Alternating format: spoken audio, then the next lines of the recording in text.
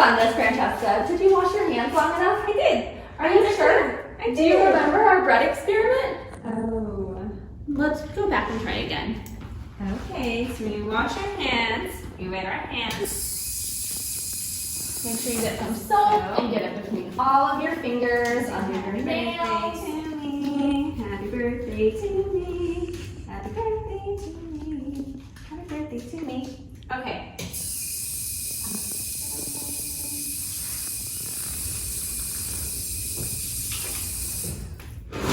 Great job, Miss Francesca. Now we're ready for the day.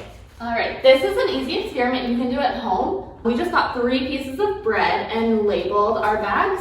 We let the kids touch them in the middle of being outside playing. Then once we came in and washed our hands properly, and then this is just a control, but I actually used a glove to get out of the bread bag. You can check in with your child every day, and you can either take a picture of it, have the kid draw a picture, or just describe what they're seeing as the bread goes on throughout the week.